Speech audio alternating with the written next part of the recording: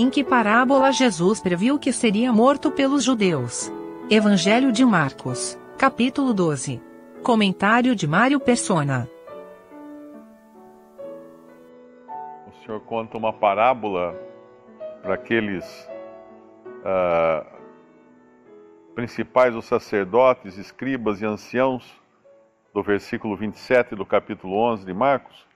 E agora no capítulo 12 ele conta para esses homens uma parábola que é basicamente a história de Israel. Esse homem da parábola é Deus,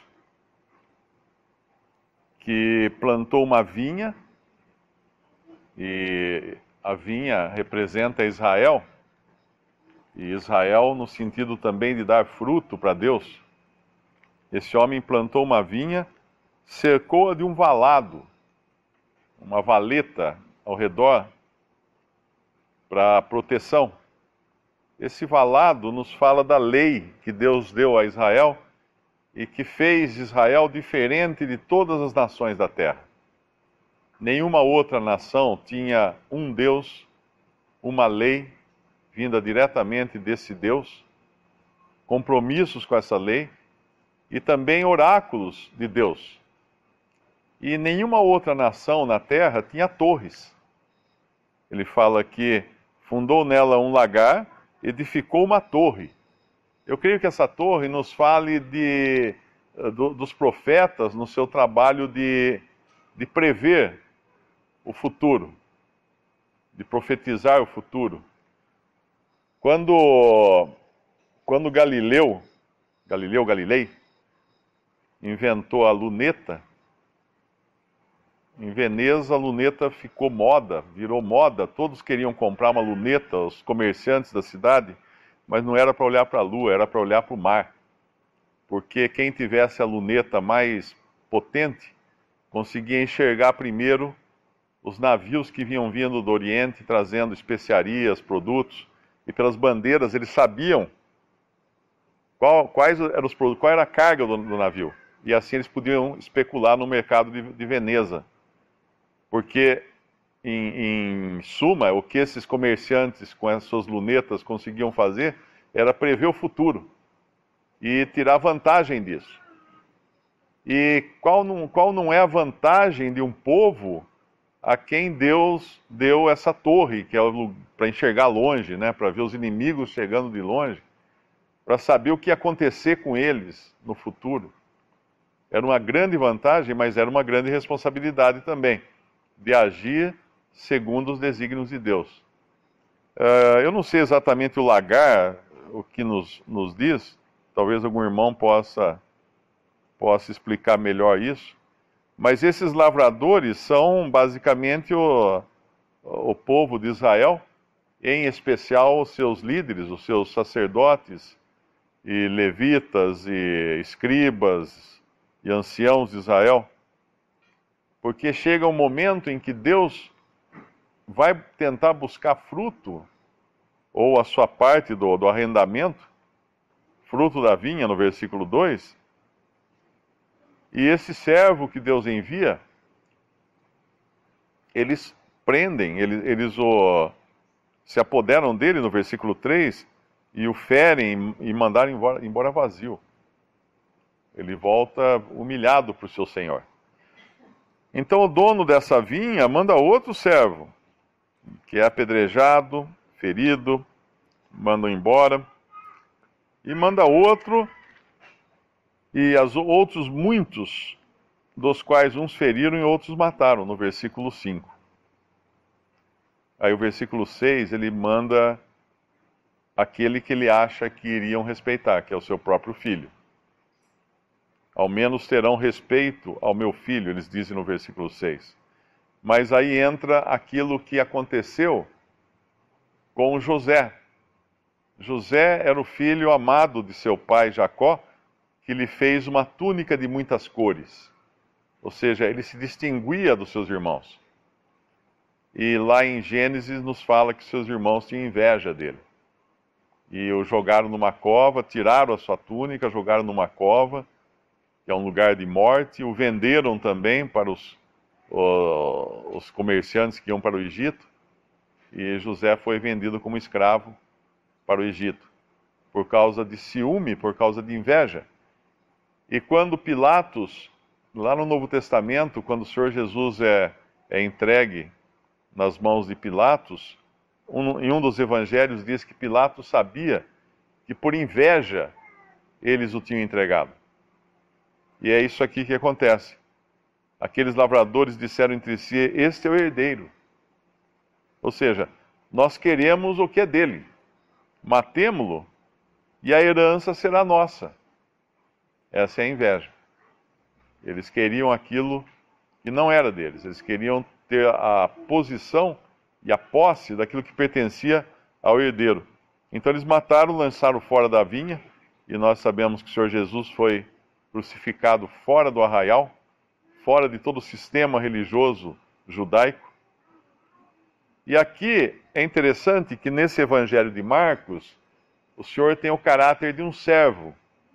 Então algumas coisas que ele não fala aqui, ele fala em outros evangelhos. Por exemplo, isso, que aqui termina a história dos lavradores, no versículo 9. Que fará, pois, o Senhor da vinha? Virá, destruirá os lavradores e dará vinha a outros. Mas em Mateus, ele está no caráter ali de Messias e rei de Israel. Ele tem a liberdade de perguntar aos anciãos, aos líderes judeus, o que deve fazer. Lá em Mateus capítulo 21, Mateus 21, versículo 40. Quando, pois, vier o Senhor da vinha, que fará aqueles lavradores? Dizem-lhe eles, que são os anciãos e os líderes e os sacerdotes aqui dos judeus: dará afrontosa morte a esses maus, e arrendará a vinha a outros lavradores, que a seu tempo lhe deem os frutos. Pronto. Isso aqui, eles, os próprios judeus, lançavam sobre si mesmos a sentença. É parecido com aquele episódio em que Natã vai a Davi e conta uma parábola também da ovelhinha, que um homem que era rico, ele pega a única ovelha do seu vizinho para matar e servir de refeição para um visitante, e Davi dá a sentença: seja morto esse homem que fez isso. E Natã fala: tu és o homem. E aqui o Senhor podia falar para esses judeus: vocês são esses. Vocês são esses que merecem essa sentença, porque vocês estão fazendo exatamente isso. É claro que nesse momento eles não entenderiam totalmente a história, porque o Senhor estava vivo ainda, mas eles sabem que o Senhor estava falando deles. No versículo 12 do nosso capítulo 12 de Marcos: e buscavam prendê-lo, mas temiam a multidão, porque entendiam que contra eles dizia esta parábola, e deixando-o foram-se. É curioso que eles têm medo da multidão, mas não têm medo de Deus. Eles temem o que o homem possa fazer para eles, ou perderem a posição que eles têm. É política, né? Essa posição que eles têm, a reação deles é política, de temer o homem, mas não temer a Deus. É mais ou menos o que a gente vê também, os homens em política, eles não temem a Deus, mas eles temem o homem, porque eles precisam dos votos, eles precisam do apoio popular. E aqui era a mesma coisa, eles um pouco antes tinham deixado de responder ao Senhor aquela questão do batismo de João, porque eles temiam o povo. Eles temiam o povo, mas a Deus eles não temiam. No versículo 9, o Senhor agora fala desses vinhateiros, desses lavradores, como edificadores, como pedreiros. E aqui o Senhor é a pedra, a rocha. Ainda não lestes, versículo 10, ainda não lestes essa escritura: a pedra que os edificadores rejeitaram, esta foi posta por cabeça da esquina. Isto foi feito pelo Senhor, e é coisa maravilhosa aos nossos olhos? Ele faz uma pergunta, porque ele está citando um salmo que eles conheciam, que era o Salmo 118. E eles conheciam esse salmo. E o Senhor está falando para eles: olha, essa é a pedra que Deus vai usar para edificar, aquela que os edificadores rejeitaram. Quando eu morei lá em Alto Paraíso, eu cheguei a fazer 2 casas, né? A gente fala casa, mas é construção bem simples. E lá o alicerce era feito com pedras. Aqui usa-se viga baldrame, concreto, sapata, mas lá era pedra. Então a gente pegava pedras, quebrava as pedras grandes, e depois trazia aquele montão de pedras. E aí, na hora de começar o alicerce, fazia a valeta onde ia ter a casa. E aí escolhia uma pedra boa para começar a partir dela. E geralmente tinha que ser uma pedra, assim, de preferência, que tivesse um ângulo reto. Pelo menos em 2 lados, fosse 90 graus. Porque ficava tudo mais fácil, passar a linha, seguir a linha daquela pedra. A pedra começa com uma pedra de esquina. Não começa o alicerce com uma pedra do meio do alicerce. É sempre a de uma esquina, um canto. E sempre a melhor, a mais perfeita para fazer aquilo. Só que quando o Senhor Jesus veio, não havia aparência nem formosura nele. Nenhuma beleza havia que nos agradasse. Então os homens não conseguem enxergar as coisas de Deus com os olhos da carne. Por isso ele não foi apreciado. Eles esperavam outro tipo de Messias ou de Cristo, de libertador de Israel, mas não aquele ser humilde que veio em total humilhação, mas ainda assim, de vez em quando, vamos falar assim, relampejando, né, o seu poder de andar sobre as águas, de levantar os mortos, de multiplicar pães, de curar leprosos. Então, daquele ser humilde, era como se saísse de repente uma energia de um poder divino que não fazia sentido estar ali, mas estava ali, porque ele nunca deixou de ser Deus, mesmo na sua condição humana, na sua condição de um corpo de carne. E aqui então eles agora estão rejeitando também o construtor.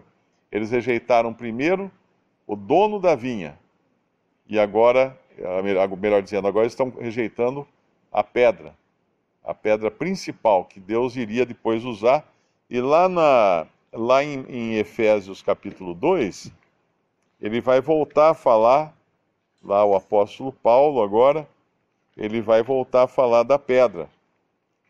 Em Efésios, no capítulo 2 de Efésios, versículo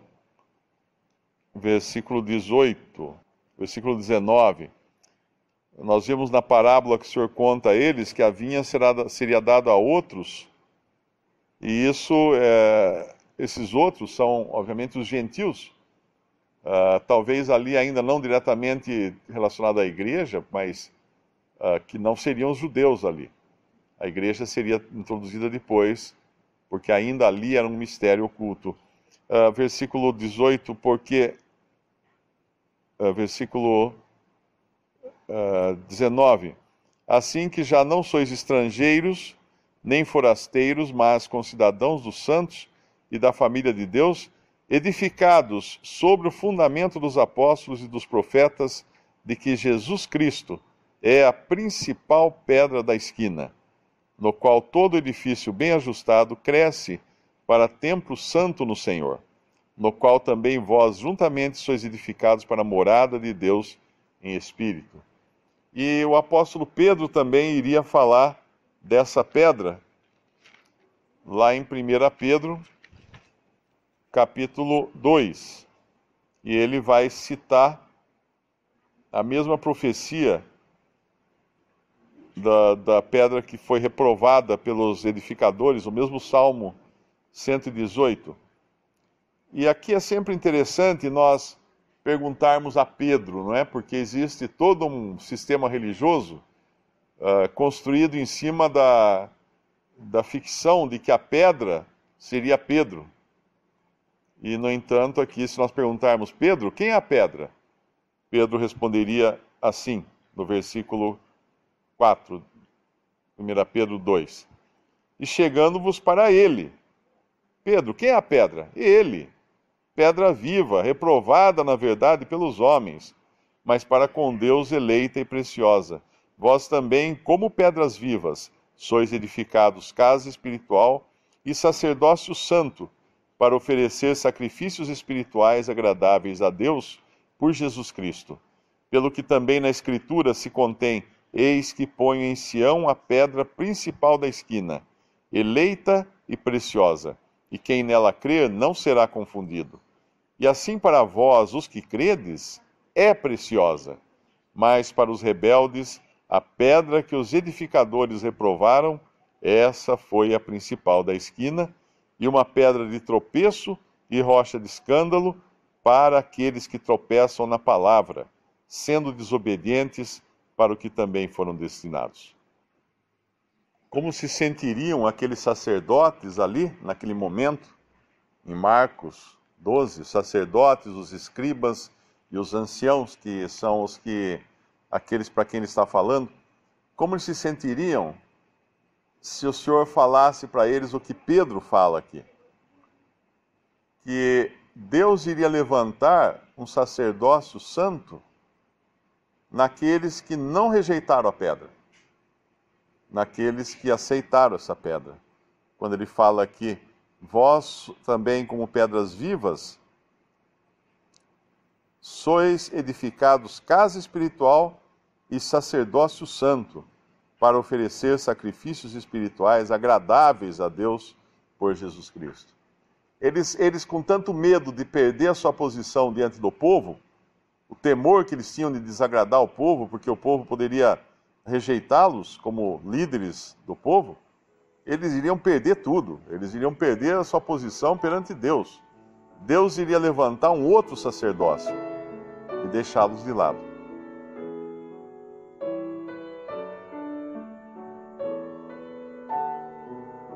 Visite Respondi.com.br.